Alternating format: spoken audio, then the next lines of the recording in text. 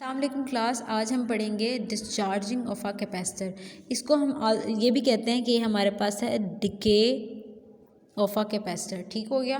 When a capacitor is fully charge. अब हमारे पास पिछली डायग्राम थी, अगर आपको याद हो तो जब आपने चार्जिंग ऑफ कैपेसिटर्स पढ़ा था तो उस वक्त मैंने आपको एक डायग्राम बना के दिखाई थी। ये देखें, ये वाली डायग्राम थी।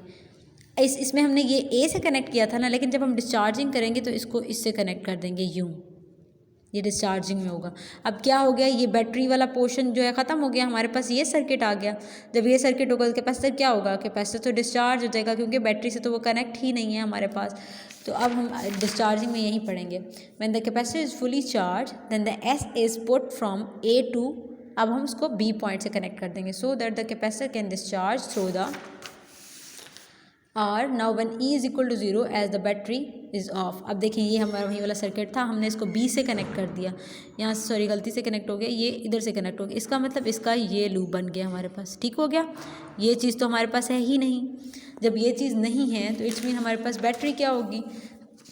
हमारे पास ये था ना किरचॉफ का रूल, इसमें अब बैटरी तो है नहीं ना, तो इट्स मीन वी क्या हो जाएगा, ज़ीरो हो जाएगा। हमारे पास होगा zero is equal to resistance की वी आर और कैपेसिटर्स की वी सी। वैल्यूज़ वहीं वैसे ही पुट करेंगे जैसे पहले पुट की थी हमने। V R according to Ohm law ये आई आर के इक्वल होगा और वी सी हमारे पास to according to capacitance Q over C हो जाएगा इज इक्वल टू ज़ीरो। तो हमारे पास क्या होगा, I R is equal to minus Q over C. और जैसा कि हम जानते हैं आई तो हमारे पास है rate of change of charge per unit time minus Q over C. इसमें वही कर लेंगे हम, जो चार्ज वाली टर्म्स है वो इस तरफ ले जाएंगे और जो दूसरी टर्म है वो इस तरफ ले आएंगे। ये हमारे पास हो जाएगा D Q over D T is equal to minus Q over R C. ठीक हो गया। अब ये आर सी वाली टर्म इस तरफ ले आती हूँ और डी क्यू वाली टर्म उस तरफ ले जाती हूँ मैं। ये मेरे पास आ गया डी क्यू ओवर क्यू और यहाँ पर आ जाएगा minus one over R C D T. अब कैसे किया टर्म, इस क्यू वाली टर्म को इधर ले आई हूँ मैं क्रॉस मल्टीप्लिकेशन से और डी टी को मैं ऊपर ले आई हूँ क्योंकि माइनस साइन था तो एज इट इज़ लग गया। अब ये इंटीग्रेट कर दें बोथ साइड्स पे, इसकी इंटीग्रेशन करें तो नेचुरल लॉग क्यू आएगा हमारे पास और इसकी इंटीग्रेशन करें तो minus one over R C T plus हम इसको कांस्टेंट बी लगा देते हैं। ठीक हो गया। अब हमने इस कांस्टेंट की वैल्यू फाइंड करना है तो हम क्या करेंगे, at T is equal to zero Q is equal to zero.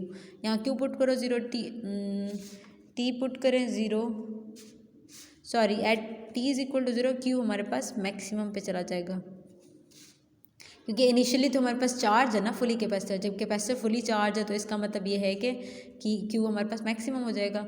Natural log Q naught, ये टर्म तो ज़ीरो हो गई, प्लस बी। अब बी की वैल्यू यहाँ पुट कर दें, natural log Q is equal to minus one over R C into T plus natural log Q naught. ये उधर ले जाएंगे, नेचुरल लॉग क्यू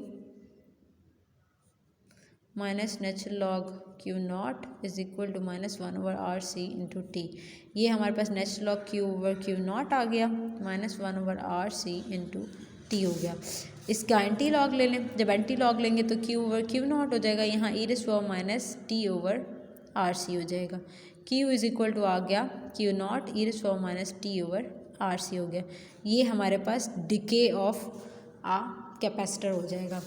कैपेसिटर्स की डिके ऑफ कैपेसिटर्स हो गया। अब क्या था, अब हमारे पास टी अगर ज़ीरो होगा तो क्यू हमारे पास मैक्सिमम होना चाहिए। कैसे, ई रेज़ ओवर टी ज़ीरो हो गया तो ई rays over zero, E rays over zero it's mean हमारे पास ई रेज़ ओवर ज़ीरो जो होता है वो वन होता है, तो क्यू क्या हो गया हमारे पास, क्यू नॉट हो गया।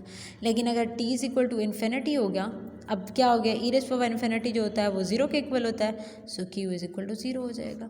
अब इसका क्या हमारे पास ग्राफ प्लॉट होगा, इसका ग्राफ यूँ प्लॉट होगा। ये देखें क्या था हमारे पास, क्यू ज़ीरो पे मैक्सिमम वैल्यू है ना, Q is equal to Q naught, तो यहाँ से चलेगा टी ज़ीरो पे मैक्सिमम वैल्यू और टी मैक्सिमम पे हमारे पास क्यू की ज़ीरो वैल्यू होगी। ये टी है हमारे पास और ये हमारे पास क्यू है। इस पॉइंट पे क्यू नॉट है हमारे पास और इस पॉइंट पे ज़ीरो। ये डिके है यानी कि हायर से लोअर की तरफ आ रहा है हमारे पास।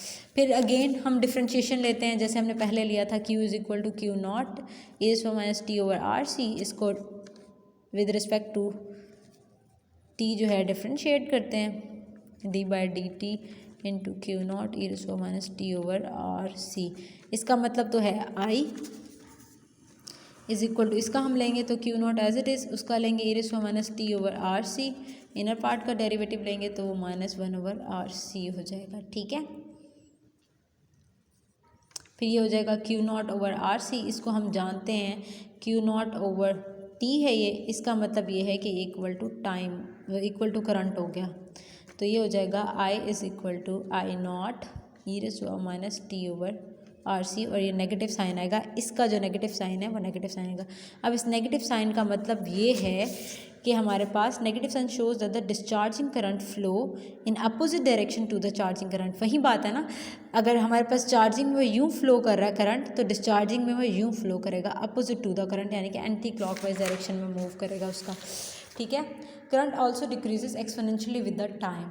अब हम उसका टाइम कांस्टेंट फाइंड करें, ये आपको पता है कि T is equal to R C के इक्वल होता है, हम उसकी जगह पर पुट कर दें Q is equal to Q not E raise to minus T over R C, तो टी की जगह पर आर सी पुट कर दें, आर सी से कैंसिल आउट हो जाएगा।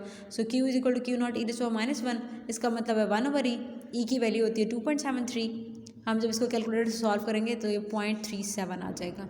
After a time constant the capacitor charge has been reduce to 37%, मतलब उसकी जो चार्जिंग है वो 37% रिड्यूस हो जाएगी, और उसमें क्या था हमारे पास 63% उसकी चार्जिंग जो थी वो हमारे पास इंक्रीज़ हो गई थी, और इसमें 37% जो है वो डिक्रीज़ हो जाएगी।